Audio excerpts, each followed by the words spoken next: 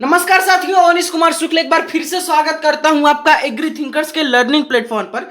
यहां पर दोस्तों कृषि वनस्पति विज्ञान में आज का हमारा लेक्चर है श्वसन यानी रेस्पिरेशन पर। देखिए काफी इंपॉर्टेंट लेक्चर है, यहां से आपके एग्जाम में सवाल जो है वो पूछे जाते हैं। ठीक है, तो चलिए अब आज का देखिए, यहाँ पर हमने आपका जो एग्रीकल्चरल बॉटनी है उसको लगभग कंप्लीट ही कर दिया है। बहुत कम जो चैप्टर्स हैं वो बचे हुए हैं। ठीक है, इसके बाद दो तीन तीन चार अधिकतर 4 लेक्चर आएंगे, आपका जो बॉटनी है एग्रीकल्चर का वो खत्म हो जाएगा। ठीक है, चलिए शुरू कर दें। यहाँ पर श्वसन के बारे में देखिए, सबसे पहले देखेंगे प्रकाश श्वसन, इसी को ग्लाइऑक्सिलेट मार्ग चक्र भी कहते हैं। ठीक है, अभी हम 1 सेकेंड, चलिए पहले यही देख लेते हैं क्या दिया हुआ है, हम सीरियल से देखेंगे। ठीक है, तो यहाँ पर क्रोटोकोव ने 1963 में प्रकाश की उपस्थिति में CO2 मुक्त होने का उल्लेख करने के लिए फोटो रेस्पिरेशन शब्द की शुरुआत की थी।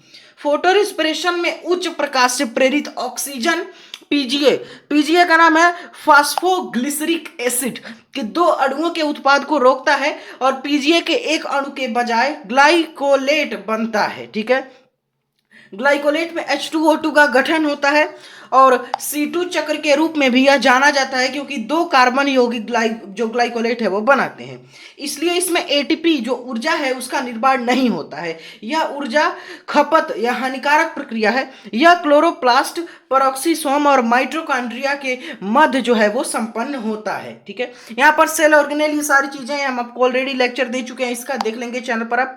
देखिए अब देखते हैं परिभाषा इसका श्वसन यानी रेस्पिरेशन का क्या दिया हुआ है। देखिए यहाँ पर दिया है कि श्वसन में विभिन्न प्रकाश संश्लेषक उत्पाद जो आपके डिफरेंट फोटोसिंथेटिक जो प्रोडक्ट्स हैं, उत्पादों के विशेष रूप से कार्बोहाइड्रेट के ऑक्सीकरण द्वारा ऊर्जा मुक्त होती है, यही श्वसन कहलाता है। और इसको देखिए आप इक्वेशन में कैसे यहाँ पर डिनोट कर सकते हैं कि C6H12O6 gives CO2 plus H2O plus 686 calorie. ठीक है, श्वसन का जो मैकेनिज्म ऑफ रेस्पिरेशन है, श्वसन की क्रियाविधि है, तो श्वसन में पहले और सामान्य चरण को ग्लाइकोलिसिस या ईएमपी का मतलब है एम्बिडेन मेयर ऑफ पार्नस, ये 3 साइंटिस्टों ने ये इसको दिया था, इस कारण इसको जो है ग्लाइकोलिसिस मार्ग कहा जाता है। इस चरण में ग्लूकोज का एक अणु पाइरुविक अम्ल के 2 अणुओं में बनता है, इसलिए ग्लाइकोलिसिस का अंतिम उत्पाद पाइरुविक एसिड होता है। यह अवायवीय स्थिति के तहत साइटोप्लाज्म, जो साइटोप्लाज्म होता है कोशिका द्रव्य, ठीक है, उसमें होता है। एसिटाइल को एंजाइम यह ग्लाइकोलिसिस और क्रेब्स चक्र के बीच लिंक अणु का काम करता है। ठीक है, फिर यहाँ पर देखिए पाइरुविक एसिड के 2 अणु आगे लिंक और क्रेब्स चक्र के माध्यम से ऑक्सीकरण किया जाएगा। देखिए NaDH2 के 2 अणु आगे H2O को मुक्त करने के लिए इलेक्ट्रॉन परिवहन प्रणाली के लिए उपयोग किया जाएगा। शुद्ध उत्पादन 2 आपका जो है ग्लाइकोलिसिस में वो 2 ATP का होता है। ठीक है, प्योर प्रोडक्शन होता है। लेकिन NaDH2 के 2 अणुओं को ATP के 6 अणुओं की उपज के लिए एरोबिक रूप से ऑक्सीकरण किया जाएगा। इस प्रकार ऑक्सीजन की उपस्थिति में ग्लाइकोलिसिस के माध्यम से एटीपी का कुल अणु 2 के बजाय 8 का निर्माण होगा। दोनों ईटीएस एवं क्रेब्स चक्र, ठीक है, क्रेब्स चक्र को साइट्रिक एसिड चक्र TC यानी ट्राई कार्बोक्सिलिक एसिड साइकिल बोलते हैं। इसी को जो है मतलब दोनों ईटीएस एवं क्रेब्स चक्र एरोबिक या वायवीय स्थिति के तहत माइटोकॉन्ड्रिया में होता है। ठीक है, फिर आगे चलिए यहाँ पर देखते हैं क्या लिखा हुआ है। श्वसन के दौरान जारी ऊर्जा, तो ग्लाइकोज के एक अणु टूटने के दौरान 36 ATP अणु बनते हैं, आपको पता भी होगा। यहाँ पर RQ देखिए, वैसे आपके एग्जाम में नहीं पूछा जाएगा 11th एग्रीकल्चर में, लेकिन फिर भी दिया हुआ यहाँ पर IQ, जिसको बोलते हैं, सॉरी IQ नहीं RQ, रेस्पिरेटरी क्वोशेंट, श्वसन भागफल। तो RQ श्वसन में अवशोषित ऑक्सीजन की मात्रा एवं मुक्त की गई CO2 की आयतन का अनुपात होता है, इसे श्वसन अनुपात भी कहा जाता है। RQ बराबर मुक्त की गई CO2 की मात्रा बटे अवशोषित ऑक्सीजन की मात्रा। ठीक है, ये बड़े एग्जाम में पूछा जाता है।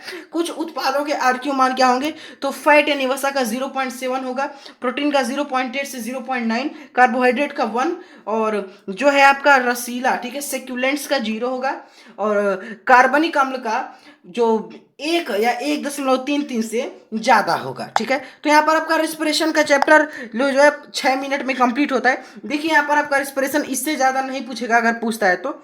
यहाँ पर हमने जो है ये लेक्चर नंबर 11 है कृषि वनस्पति विज्ञान का, तो हमने यहाँ पर ये डिस्कस कर लिया है। ठीक है, अब इसका जो PDF है, चूंकि ये जो PDF ये आपको मिल जाएगा टेलीग्राम चैनल पर। ठीक है, वहाँ से आप डाउनलोड करिए और इसका नोट्स बनाइए। ठीक है, तो वहाँ से आप अपनी कंप्लीट तैयारी जो है वो कर सकते हैं। ठीक है, देखिए हमने जो है संकल्प लिया है 11th एग्रीकल्चर, 12th एग्रीकल्चर और BSc फर्स्ट सेमेस्टर की अभी क्लास जो है हम पूरी कंप्लीट कराएंगे। आपकी पूरी जो तैयारी की जिम्मेदारी है वो एग्री थिंकर्स पर रहेगी। ठीक है, सिर्फ आपको करना यही है कि एग्री थिंकर्स के साथ जुड़े रहना। व्हाट्सएप ग्रुप का लिंक आपको डिस्क्रिप्शन मिलेगा, वहां से आप जुड़ जाइए व्हाट्सएप ग्रुप पर, और वहां पे आप अपनी क्वेरीज हमसे पूछ कर सॉल्व करा सकते हैं। या कोई अगर वहां पे हमारा कॉन्टैक्ट नंबर भी है तो वहां से आप कॉन्टैक्ट भी कर सकते हैं। कोई क्वेश्चन है तो कमेंट में आप उसको लिख दीजिए, उसको हम जरूर आंसर करेंगे। ठीक है, और यहाँ पर आपको जो है वीडियो को ज़्यादा से ज़्यादा शेयर करना है, क्योंकि शेयर करने से ज्ञान बढ़ता है। ठीक है, यहाँ पर फिर देखिए आप लोग इन इंस्ट्रक्शंस को फॉलो कर लीजिए और वीडियो को ज़्यादा से ज़्यादा शेयर कर दीजिए ताकि सभी का कल्याण हो। मिलते हैं नेक्स्ट वीडियो में। Thanks for watching, take care.